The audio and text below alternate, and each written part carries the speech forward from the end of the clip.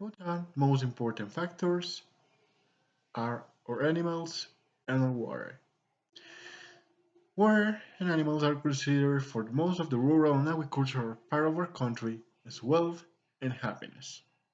Our country is proud of our animals, and we respect them as one of our own.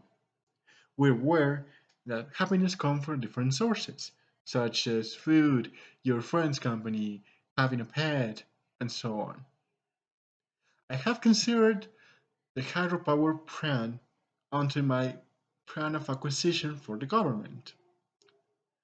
I will not argue that it is a great source of income and that economical talking could benefit a lot of our citizens. But if money is everything that it has to offer, I'm so afraid that I will have to decline it. Don't get me wrong, I'm not saying that money is not important, but it is known. My people need well being, proud, happiness, education, awareness.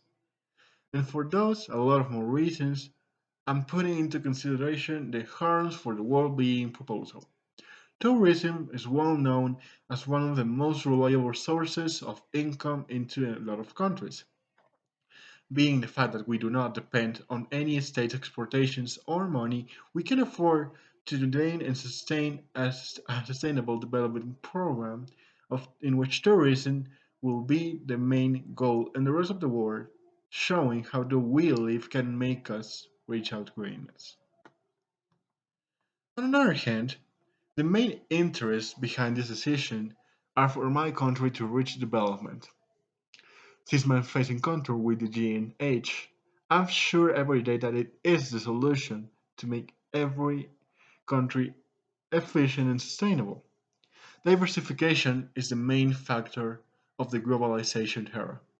My people need to be educated, to have the knowledge necessary to show the world and teach our way of living into the world, and they can learn from them and apply some things that may be necessary here from them. I want my country to be a pillar for one each other. The only way to achieve that is by make them physically and psychologically happy. And GNA is a methodology to make us reach this out and work it out. I believe and I know how important the GDP influence is right now internationally. As the development metrics by excellence, it's important and it's well known to me, but changes have always been needed around the world. And I believe this is one of those things. G&H takes out diversification as a base. We can measure education, well-being, happiness, psychology, diversification, culture, and so on. That is what I most care about. I truly believe that education is the fact that can unify the world. So that's why I'm choosing G&H. I believe it can and will be provide profitable changes into the international society. The fact that it can measure a lot of things in a lot of domains, aside of the economical value, makes it able to reside in how happy people it really is. It's the government's obligation to provide well-being to their population, so that it has to auto-regulate itself, and a way to provide that is by ethic and moral and legal rules, but also a commitment to every single one of their citizens, to the state, and to their nation. But how can we demand commitment if we don't give near the bare minimum?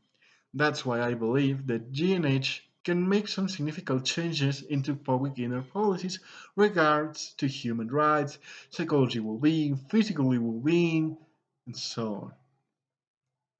Finally, I would love to add that it should be replicated in other countries, as Bhutan may and will be applying this GNH methodology for a fact.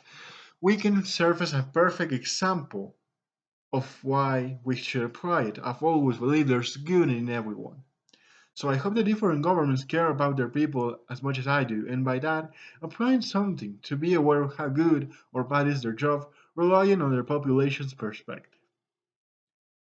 By that, I conclude as the Minister of International Relations of Bhutan that we should and will be applying the GNH. Thank you very much.